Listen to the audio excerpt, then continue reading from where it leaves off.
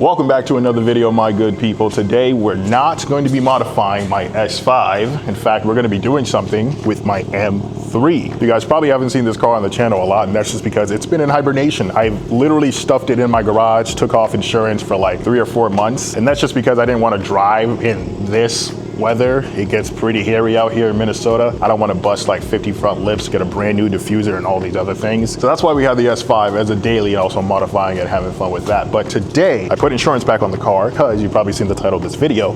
I got brand new wheels for this car. Let me show you what they look like. These are my new custom-made Stratix SMS-33s. If you haven't heard of Stratix, it's kind of one of those wheel brands you kind of have to know.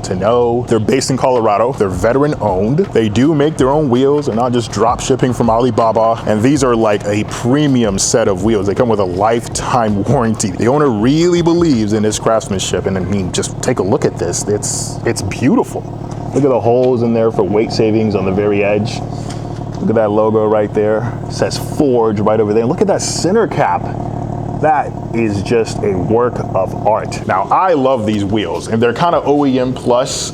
People seem to think, though, that they're the exact same wheels that I have on the car already. These are the BMW M826 wheels. They're 20s in the rear and 19s up front that come with this car stock. I don't know the offset of them, but yeah, I'm not gonna lie, they're a very similar design to the Stratix wheels that we have right here, but they're not the exact same. In fact, these are way more intricate in my opinion, and they have a very different structure to me, but I've been trying to prove that to the internet for a little while.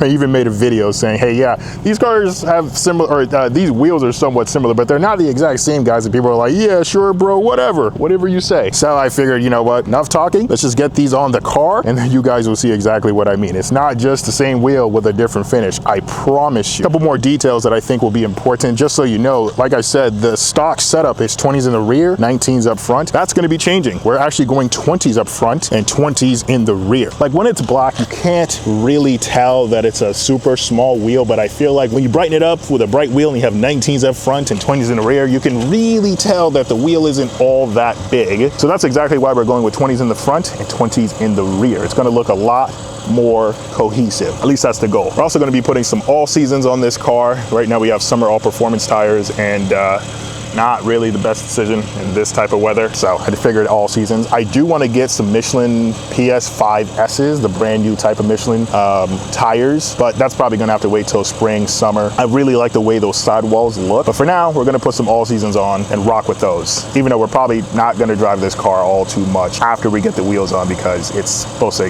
get really bad out here in Minnesota weather-wise. Almost forgot, I didn't tell you guys the exact specs that I went with, in case you wanna maybe duplicate exactly what we got going on here with Stratix.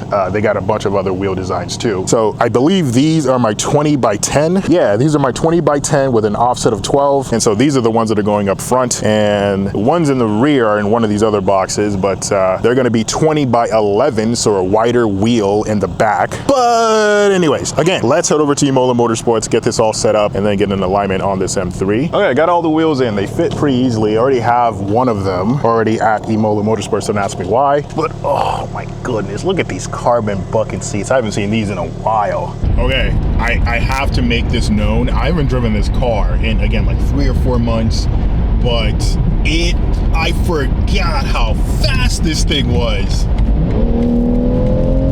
Oh, it feels like a missile. And to think it can be just like twice as fast with a downpipe and a tune. Oh, I missed this. It's been forever. All right, we made it to Imola. Unfortunately, I don't know if we'll be able to get the wheels installed today because we're still waiting on the tires to show up.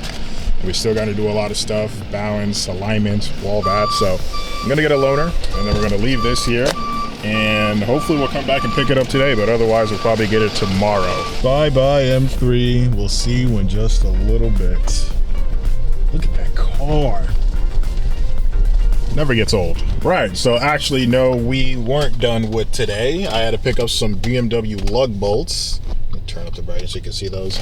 I had to pick up some BMW lug bolts from BMW of Minnetonka. Why? Well, because the standard lug bolts I have right now, I forgot I had spacers on them, and they're longer than the stock ones, so I had to pick up some stock ones so we can install them on the wheels.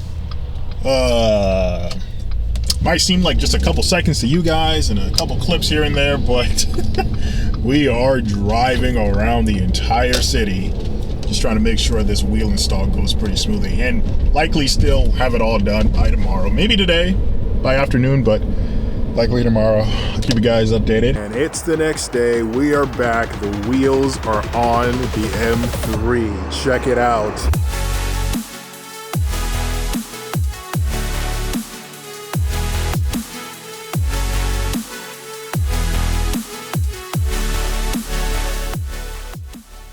This looks insane. This thing freaking shines. Take a look at that concavity from this angle.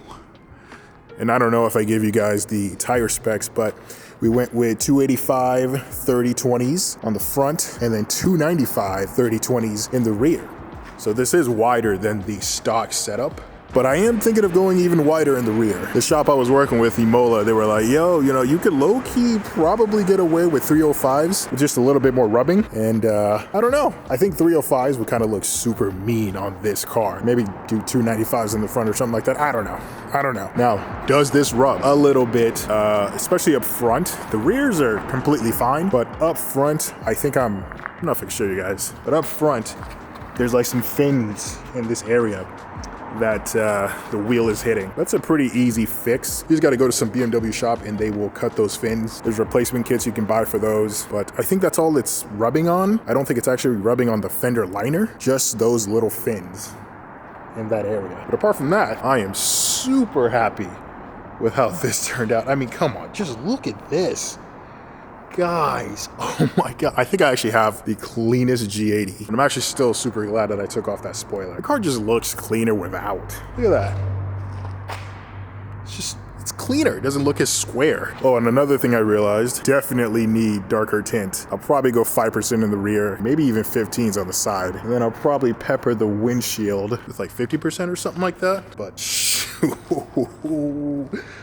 I can't stop looking at this car, especially in this lighting. It's my favorite location downtown to take some pictures. This thing is looking insane. I hope what I was saying earlier about how they would look different from the stock wheels is kind of coming out, if you know what I mean. Like these, again, they look similar to the stock wheels, but they're not really the same things. For one, there's a lot more concavity to these wheels compared to the stock ones. And like I mentioned, there's 20s up front, 20s in the rear, so it's a square setup. I didn't go 1920s because I've seen 1920s with silver wheels, like bright wheels on these M3s, and they kind of just make the wheel look super small when you get a brighter wheel up front and it's 19. So that's why I went with the full square setup. I think it just makes a lot more sense. It just like cohesively fits. And it's kind of making me think maybe I should pick up another set of 8 or M826 wheels in 20 inches for the front, so I can have a set of black wheels that are square setup and then a set of silver wheels that are square setup. Now, what's next for my M3? Of course, a lot more mods. There's like a ton of things you can do with these cars. One of the main things I definitely need to clear up is the sound. The thing about modifying the sound on the S58 though is like you can definitely go wrong. Catless, from my understanding, kind of just makes the car loud